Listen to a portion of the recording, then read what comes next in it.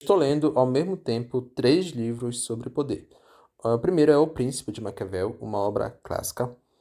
Eu estou lendo também 48 Leis do Poder, do Robert Greene. Esse livro ficou mais famoso no Brasil quando Pablo Marçal se candidatou a prefeito de São Paulo. Muita gente disse que tinha lido esse livro e começou a ser difundido aí, principalmente nas redes sociais. O terceiro livro ele é menos conhecido, é O Poder, porque alguns têm, do Jeffrey Pfeffer. Eu vou falar de cada um deles, são três livros que falam basicamente do mesmo tema, que é poder. O livro do Maquiavel é o clássico, então é indispensável a leitura dele. É um livro do século XVI. Qual é o problema desse livro, desse tipo de livro, né? Livro clássico. Poderia ser a República de Platão, poderia ser um livro como os próprios livros religiosos de todas as religiões possíveis, seja a Bíblia da religião cristã ou até mesmo o I Ching da religião taoísta. Qualquer um desses livros que são históricos, eles têm um certo miticismo. Então, às vezes, as pessoas leem e pensam que o autor é um genial e o que ele falou lá 500 anos atrás, a gente vê hoje, a gente consegue aplicar hoje, a arte da guerra também é assim.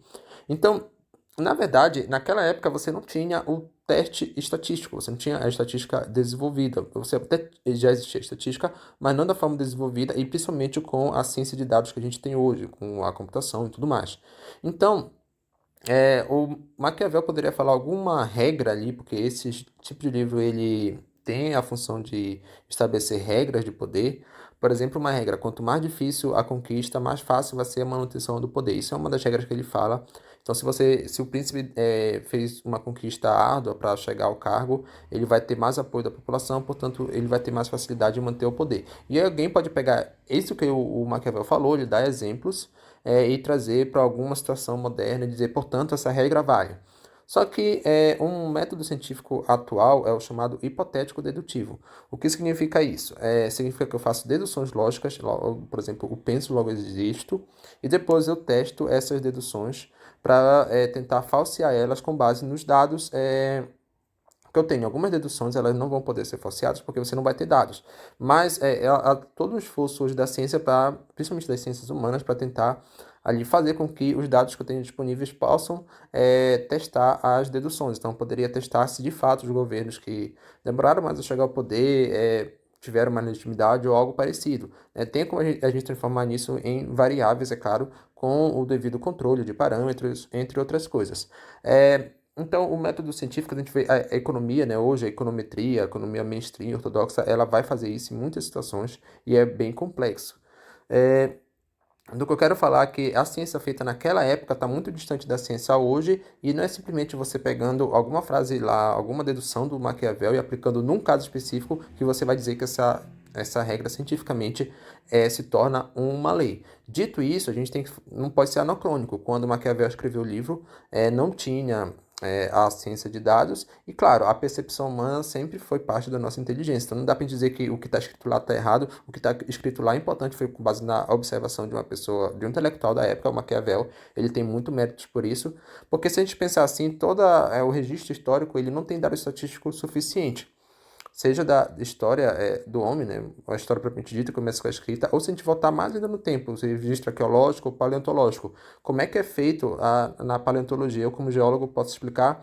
É assim, às vezes você descobre um fóssil de algum bichinho e você consegue, a partir desse fóssil, com outras correlações de outros eventos geológicos que se tem registro, identificar como era o macroclima de toda uma região. Se o continente estava separado, estava junto, então você consegue fazer isso através de deduções, mas são tudo hipóteses, porque mais de 99% de registros fossilíferos, por exemplo, a gente já se perdeu ao longo da história geológica da Terra. Então, a gente não tem toda a representatividade estatística para fazer essas deduções. Pode ser que, às vezes, você chegou a uma conclusão de como era o clima daquela região e você encontrou um outro fóssil que fez a conclusão mudar completamente. Então, na própria geologia tem uma mudança da teoria da deriva continental para a teoria da tectônica de placas, que é muito interessante nesse sentido. Então, olha só. Beleza, eu falei desse primeiro livro que a gente não vai ter o registro, afinal a gente também tem só a visão de uma pessoa, claro, o intelectual da época, mas ele não tinha acesso a todos os reinos e todas as informações necessárias e nem tinha como tratar isso estatisticamente, mas é importante porque a historiografia é feita disso. Agora vamos falar do segundo livro, que é As 48 Leis do Poder. Esse livro ele é mais recente, salvo engano, é da década de 90 ou início dos anos 2000. E aí, nessa época, a gente já tinha ferramentas estatísticas suficientes para colocar ali todas as 48 leis, né, entre aspas, do poder para testes estatísticos. Porém, isso não é feito. O que o Robert Greene fala, bem que vai se aproximar um pouco do Maquiavel, ele coloca uma lei e depois diz em algum caso histórico que essa lei foi utilizada. E assim, para ser uma lei, tem que ser um negócio que meio que não fale. Por exemplo, a lei da gravidade, né? Isso é feita pela indução. Então, os objetos, quando você tem ali a força de um outro corpo, eles sempre vão cair, né? Basicamente isso, eles sempre vão se atrair, fica melhor assim dizendo. E assim, ele coloca como lei, é claro que o objetivo do livro não é ser um livro científico, é mais um livro de autoajuda, mas mesmo assim, quando a gente está no livro que eu estou propondo aqui no canal, eu vou sempre buscar livros que são cientificamente melhores, é meio que o que eu penso. É, e aí eu já vou falar também de crítica que se tem à ciência nesse sentido. Só que olha só, ele coloca algumas leis que são contraditórias. Por exemplo, em alguns momentos do livro ele fala: haja como o bobo da corte, ou seja, fala bastante. Fale bastante para você alcançar status de poder. Principalmente para você se destacar perante aquelas pessoas que já estão nesse status, para que você suba ali e alcance o poder. Em outros momentos ele fala: fique calado, guarde os segredos. Então perceba que são leis contraditórias, eu não vou saber exatamente quais são as leis, e que, qual é o certo fazer? É você falar muito ou você ficar calado? Aí tem como você testar isso estatisticamente, se pessoas que são mais dinâmicas, eu posso dizer assim, extrovertidas, tendem a alcançar mais cargo de poder do que pessoas que são introvertidas. Tem como você testar isso estatisticamente hoje, porém, esse livro não faz isso.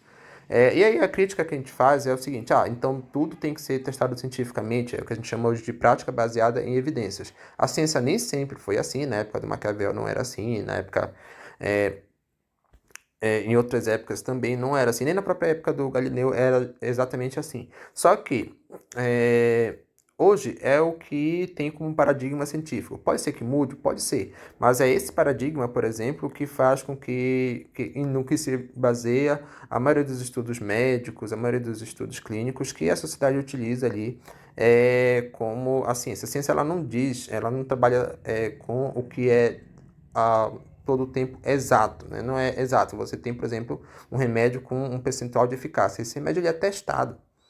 Então, através do teste, a gente tem uma segurança estatística de que ele funciona. É claro que sempre vai ter o erro, porque, no geral, o método científico ele não vai servir de acordo com o Karl Popper, que é o principal nome desse método científico atual, o hipotético dedutivo, ele não vai servir para confirmar uma teoria, ele vai servir para falsear essa teoria caso os dados mostrem que ela não faz sentido. Então, esse livro ele carece de o que eu posso chamar de evidências, de estudos que testem as leis que ele coloca aqui. Ele coloca leis e coloca geralmente casos que são que chamam a atenção para a pessoa que está lendo ser tentada a perceber que realmente é uma sacada de gênio ou algo parecido, mas sem saber se aquilo pode ser de fato uma lei ou uma regra ou uma exceção que funcionou em determinado período. Tem uma passagem que ele, por exemplo, fala que um determinado rei ali, que estava sendo ameaçado por um exército estrangeiro, se fantasiou de mendigo para não ser percebido e assim ele conseguiu. Aí ele faz todas umas deduções, ele conseguiu se disfarçar e ganhar a guerra, mas ele faz todas umas deduções que não quer dizer que toda vez que você tem que se fingir, pode ser que não dê certo. Então, é bem interessante. Tem aqui no YouTube um vídeo do canal Impera que ele analisa ele está reagindo a um outro vídeo que o cara fez usando as 48 leis do poder para no ensino médio. É bem interessante você assistir esse vídeo, porque ele vai falando assim como é que meio que não faz sentido usar essas 48 leis do poder em todas as situações que dirá no ensino médio. Beleza, então eu falei que esse livro ele realmente é muito fraco em relação aos outros livros. Não quer dizer que não tenha nada de bom, tem algumas coisas que são interessantes, obviamente, mas ele é fraco em relação ao próprio Príncipe do Maquiavel, mas eu acho ele ainda mais fraco por ser um livro mais recente.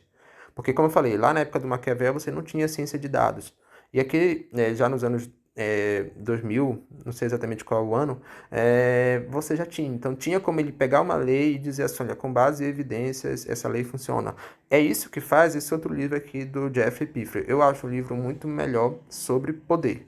Aqui sim, ele meio que mostra qual seria a estratégia para você alcançar o poder, como os outros dois. Só que como é um livro mais recente, ele mostra estudos, evidências que fazem parte para validar, digamos assim, para dar mais consistência àquilo que ele está dizendo. Então, uma das ele começa o livro, aliás, quase no início, ele fala assim: por que que as pessoas buscam poder? É uma pergunta importante, porque todos esses livros discutem poder. Por exemplo, já tem estudos que mostram que as pessoas da geração Z, elas não querem algo de cargo de alta hierarquia dentro de empresas, porque você está com alta hierarquia, é mais trabalho, e inclusive no próprio livro aqui, de 48 Leis do Poder, ele fala das situações ali no momento do Império Chinês, que ninguém queria ser imperador, porque toda vez que alguém subia para o cargo de imperador, essa pessoa era morta em pouco tempo, porque você tinha muita intriga entre os imperadores. Então, você está numa posição de poder pode ser problemático, porque você vai ter que lidar com o ego de pessoas que querem lhe derrubar. Por mais que você ganhe um salário maior, alguém pode pensar que tem problema de você ter poder, porque podem querer ali te derrubar, podem inclusive atentar contra a sua vida. Então, e mais responsabilidade também. Então, as pessoas podem não querer todo esse poder e simplesmente viver uma vida simples e teoricamente mais feliz, sem entrar nessas guerras de poder e essas coisas. Isso é um discurso muito famoso. E o que é que ele mostra nesse livro para justificar o livro todo, né? Por que que as pessoas devem buscar poder? E aí ele mostra estudos estatísticos, ele cita autores que fazem esses estudos estatísticos, mostrando que pessoas que estão em cargo de poder, né, na alta hierarquia nas empresas, nos órgãos públicos, possuem mais autonomia. É óbvio, porque elas não têm um chefe, então elas possuem mais autonomia. Até aí tudo bem. Só que ele mostra que existe uma forte correlação e também causalidade entre o fato de você ter autonomia e mais liberdade no seu trabalho, na sua profissão, e você desenvolver menos doenças de N tipos, seja cognitivas, seja pressão alta, doenças aí psicológicas, cardíacas. Então é bem interessante, é uma justificativa boa. Para que eu vou querer poder? Para ter mais saúde.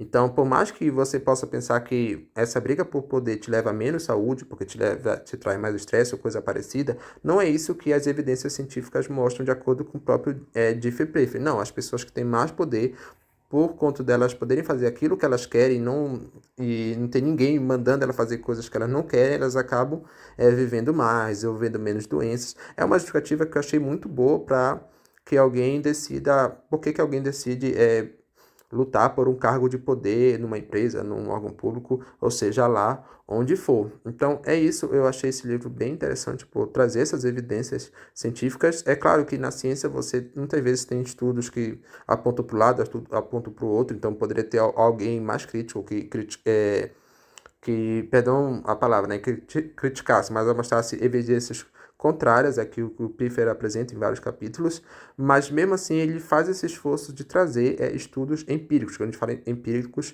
em ciências modernas, é baseada em dados científicos que pelo menos solidificam aquela teoria proposta, né, do que poder, nesse caso aqui a teoria que poder traz mais saúde física e emocional para a pessoa.